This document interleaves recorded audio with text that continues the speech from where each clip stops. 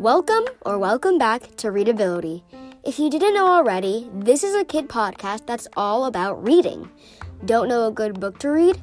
Visit Readability and I'll help you out. Every Saturday, I'll either read, review, or recommend different books just for you. Lay back and listen to this week's episode. Let's get started. Welcome back to Readability. Your host, Ashlee Kelsen, is back. This week, I'm going to be continuing the Lunar Chronicles series by Marissa Meyer, continuing on to Scarlet. I have a lot of feelings about this book, and I'm pretty excited to talk about it this week. I hope you're ready to dive into this episode, and if you haven't listened to my episode about Cinder by the same author, you may need to listen to that first if you aren't too aware about the Lunar Chronicles in general, because that's the first book in the series. But hey, if you've read the books, then you can just go ahead and listen along to what I think about the second edition to this fantastic series. In Scarlet, we are introduced to a new character, Scarlet Benoit, who lives in Rouen, France. I think that's how you pronounce it. The spelling doesn't really help. Thanks, French. We learn that her grandmother has gone missing and is devoted to finding where she had gone. We also get introduced to Wolf, a guy who's basically in a gang, like a street fighter, for lack of description. It may seem obvious, but their stories/characters are heavily based on the Little Red Riding Hood. Some people like to compare it to Beauty and the Beast when it comes to the relationship Wolf and Scarlet have, which I totally agree. I definitely see it. Turn to Cinder. After escaping from her prison, kind of warned you in the intro segment, Cinder is now a wanted fugitive from the law and meets another infamous criminal, Cadet Captain Carswell Thorne, or just Thorne. The Forest Pass meet as they work together to destroy and change the world for the better. Trying my best to keep these short and simple. For some basic facts, the author is Marissa Meyer. The book is 454 pages long, so a little longer than Cinder. The publishing brand is Square Fish, and this is the second novel of the Lunar Chronicles series. To rate the book, I believe I gave it like a 4, or maybe probably a 4.5 out of 5 stars. I thoroughly enjoyed the book, and I can't decide if I enjoyed it as much or even more than Cinder. I'll go more in depth in the next section without spoilers, of course. This was a heck of a fun read, I'll admit. However, there was one perspective that I didn't enjoy as much as the others. Make that 2, sorry. That would be Scarlet and Wolf's. Okay, I just didn't enjoy the insta-love aspect of the relationship and the journey they were on. Just overall didn't intrigue me as much as Cinder and Thorne. The plot of the book obviously has to be more focused on Wolf and Scarlet, as this is quite literally their book. I enjoyed seeing those little Cinderella and Little Riding Hood details intertwined to the story just as much as Cinder. Marissa Meyer's writing is so fascinating and so smooth for me to read and absorb, which is an immediate over 3.5 stars for me. No lower than that. I binged this book during a dinner, and I found myself escaping into this beautiful world Marissa has created that I just adore. We learn more about Levana's plans through Kai's eyes. We meet Thorne, understand Wolf and Scarlet's characters through the hardships they have to go through together, and Thorne. Yep, that's really it. First of all, may I point out that this is most definitely Kai's redemption book. I enjoyed his perspective so much more and noticed that I wasn't bored out of my mind reading his thoughts. I guess that's a good sign. And overall, still love his character. Anyways, let's get into everybody's favorite character in this book and probably in the entire series. Carswell Thorne. I loved his character.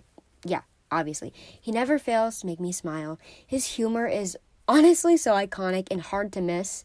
We meet a character very soon that has a very big effect on him. So excited to meet her. Anyways, his first introduction is just so amazing and fits his character so well. When I read about how he protests soap, that was interesting. And honestly, I can relate. Sensitive skin is really important. Come on, people. The whole cadet and captain thing is just so hilarious.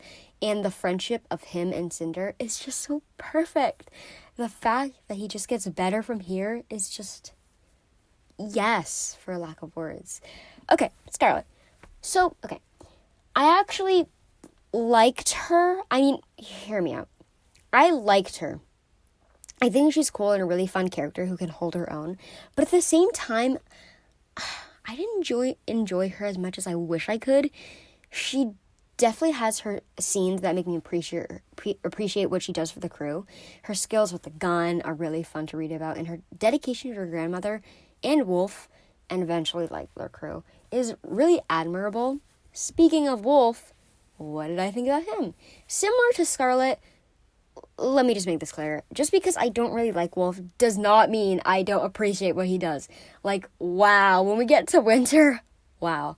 Wolf has to go through so much and sacrifice so much.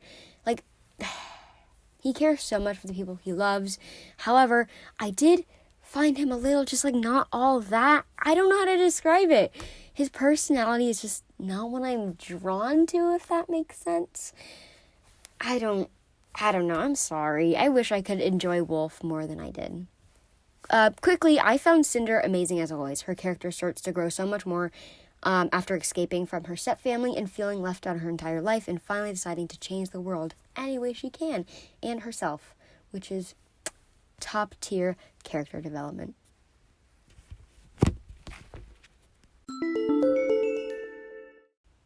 Spoilers and some major ones, however, there's not really a lot. Notice how I didn't really talk about Aiko? Well, here we go. On Thorne's Rampion ship, Cinder gets the brilliant idea to put Aiko's personality chip, which was taken away from her body and sold. Spoiler for Cinder. And put into the Rampion, which shows Aiko in a new light and gives her the opportunity to overall expand her horizons.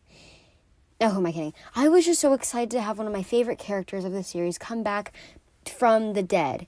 Imagine having a tiny little robot body and then transferring into an entire ship. Character growth, am I right? Grommaier's death kind of hurt, not gonna lie. The only thing is that we didn't get to see much of, how to put this, Scarlet's love of her grandmother in my opinion. I understand that sounds really weird because it's basically her entire goal throughout the novel. It was just shocking to see Grommaier's death, happen by Ran, just like that. And she's actually such an important character, especially to Cinder, which you'll see in Stars Above, but we'll get there when we get there. And also, literally any scene with Thorne. I know, crazy, am I right? What a surprise. I actually have 2 quotes of Thorne and Cinder that I thought were pretty entertaining. Here's one. "Let me guess," Thorne said, breaking and entering. After a long silence of examining the retracting mechanism, the girl wrinkled her nose. 2 counts of treason, if you must know, and a resisting arrest, and an unlawful use of bioelectricity. Oh, and illegal immigration. But honestly, I think that's a little excessive. And the other one. "I don't like to think it's stolen. They have no proof that I didn't plan on giving it back." "You're kidding, right?" He shrugged. "You have no proof either." She squinted back at him. "Were you planning on giving it back?" "Maybe." An orange light blinked on the corner of Cinder's vision, her cyborg programming picking up on the lie. Chef's kiss. If you notice that I left out the recommendation section, I just did that because this is the second book of the series, which would be really weird to recommend if you haven't read the first. Anyways, I hope you enjoyed this week's review of Scarlet by Marissa Meyer. It was so much fun to go back into the series and take out some of my favorite things from it, and just wait until Crest. There's a lot to talk about in that one. I'll see you guys next week for a new episode of Readability, and I'll hope to see you there. Have a great day, and keep reading, folks. Bye-bye!